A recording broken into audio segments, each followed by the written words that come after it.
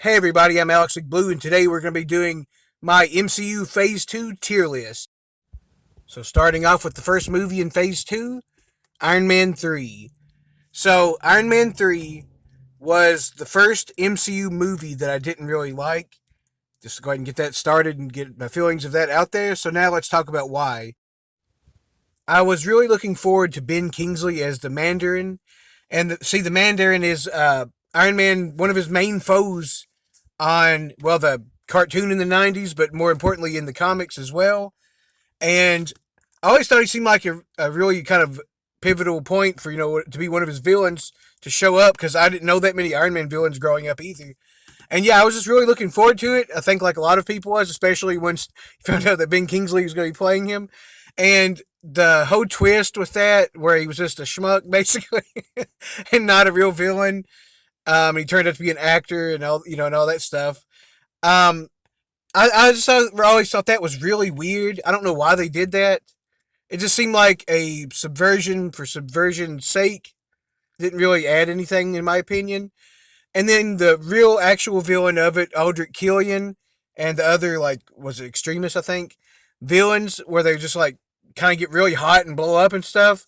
I didn't find them very intriguing at all or very interesting. I thought they was kind of boring, honestly, especially for what you was expecting to kind of get in that as as an actual kind of famous villain. And yeah, that was always a big problem with it for sure, all that stuff. And also, I just feel like you didn't get much action in it. And there wasn't a lot of stuff I really liked about the movie compared to other MCU movies, especially all the earlier ones. And around that time, most of which I like quite a lot, or at least decently. I just feel like this one was a pretty big letdown, honestly. And aside from a few things they said that was funny, and a little bit of interesting plot where Tony has PTSD at the beginning, which I honestly don't even remember if they do anything else with that later on. Maybe they did. I don't know. But I just didn't find the movie terribly interesting, and I just thought they did too many twists for no reason. It kind of ruined stuff. So suffice to say, Iron Man 3, I did not like it, so that's where I'm going to put it and don't like it. All right, and next up we have one of the most underrated MCU movies, in my opinion, which is Thor: The Dark World. So, or Thor 2 for anybody who didn't remember which one it is. Um, I think Thor: The Dark World is a really great comic book movie, and I mean that in a good way, by the way. I of course do love reading comics, as most of you well know at this point, and I just really think that movie encapsulates kind of like just a normal kind of story arc that's pretty exciting in a comic. I think the villains were pretty good. I especially liked that they had the big guy Curse in it. I think he was really cool the way they portrayed him, and I always liked that character anyways. He's kind of like just a really big physical threat. It's kind of cool the way they put that thing into him where it makes him like that. And I also think Malekith was a pretty good, even though I know it didn't, maybe he didn't get a lot of talking points as much as he could have. I would fairly, I guess, say, but I think Malekith was pretty interesting in general. I think his look was pretty creepy, and I think his kind of backstory was decent enough for just a one-off kind of villain. And yeah, I don't know. I thought the Dark Elves was kind of cool, honestly. And also, besides that, I think Thor has done really well in this.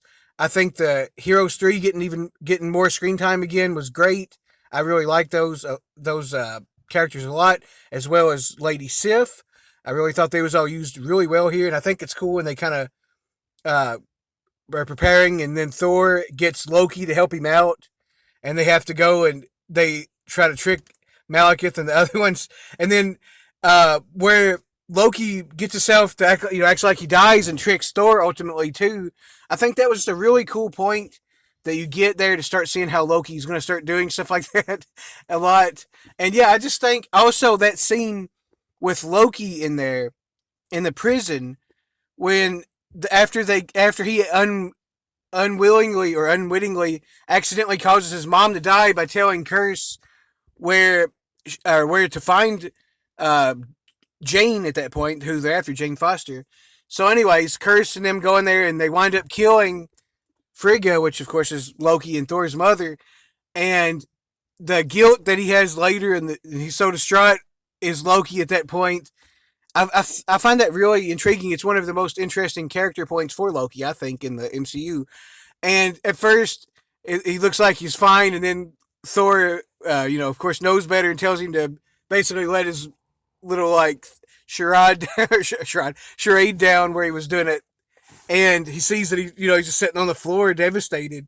Yeah, I don't know. I just things like that I thought was really cool about this. I really like certain scenes and a lot of character points as well. So I think this movie is solidly good, and it was almost bordering even on great stuff. I would even say, but I'm going to say I really like this one, and it's solidly good.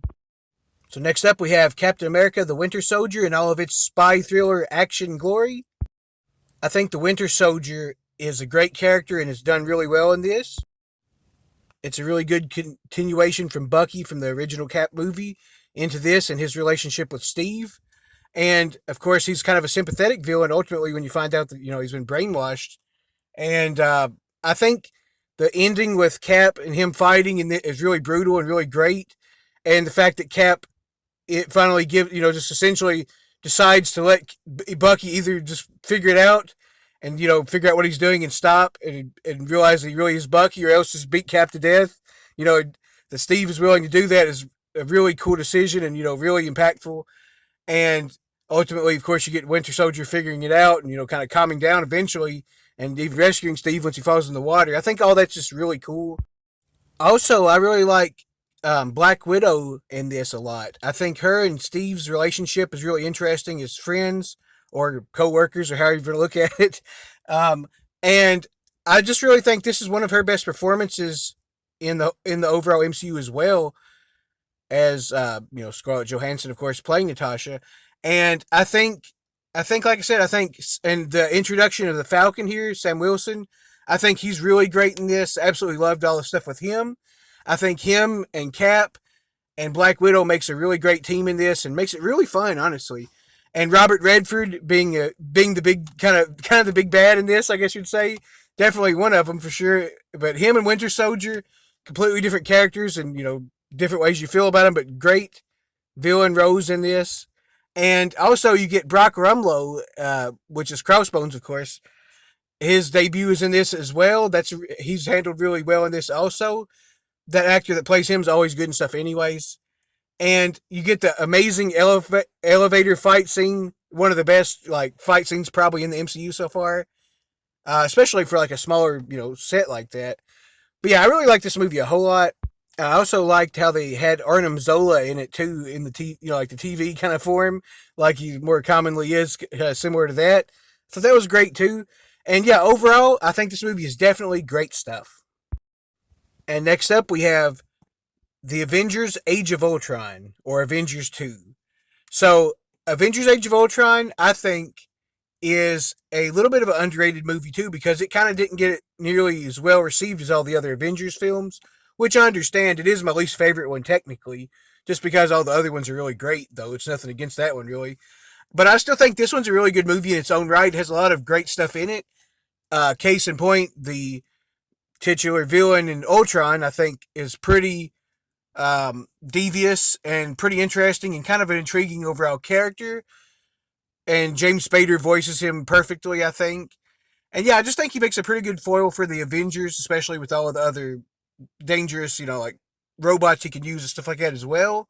And he keeps upgrading himself. But I really like Hawkeye in this a lot because I think he gets a lot more time to shine and a little bit more story based, and you figure out more about his character as actually being a part of the team as opposed to being brainwashed half the time, like in the first one.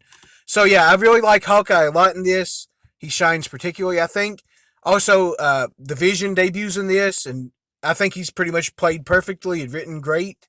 I really like that a lot too. So, also Scarlet Witch and Quicksilver debuts in this, and of course, ultimately, as you know, I'm sure Quicksilver gets iced, unfortunately, towards the end. But I think Quicksilver was really cool in this, and he also was one of the only lasting deaths to have in the MCU that's really impactful. I would say to some extent.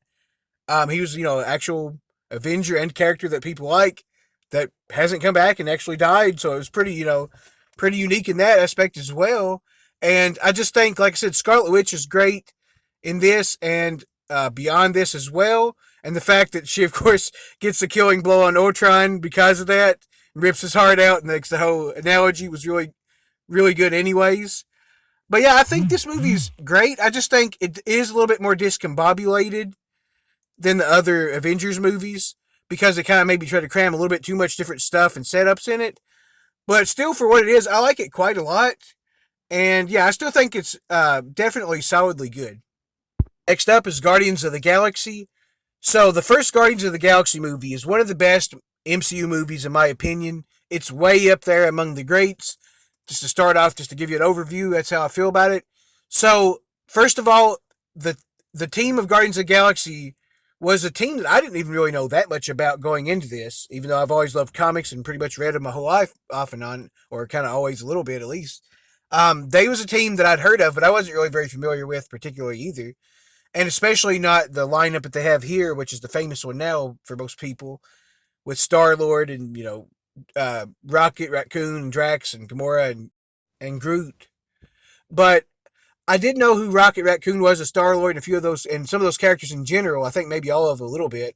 But I have to say, I think they did an absolutely perfect job, pretty much, of setting up all of those characters and doing this version of them in this. And as a team, they work perfectly together. I think the script is really strong. I do think they could have done more with Ronan the Accuser and made him a little bit better with as interesting of a character as I feel like he could have been.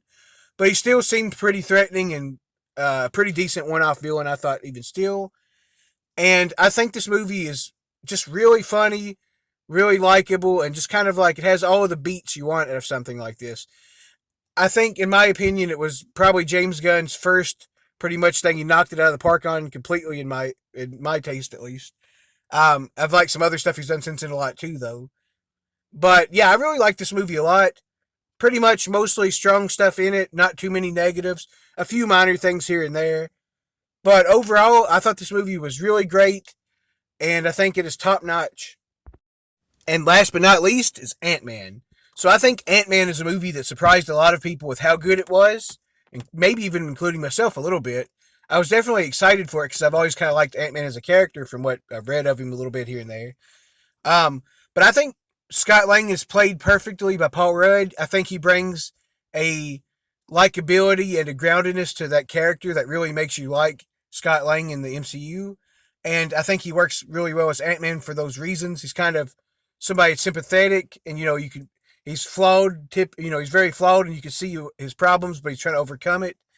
And I think also Hank Pym is played great in this by Michael Douglas.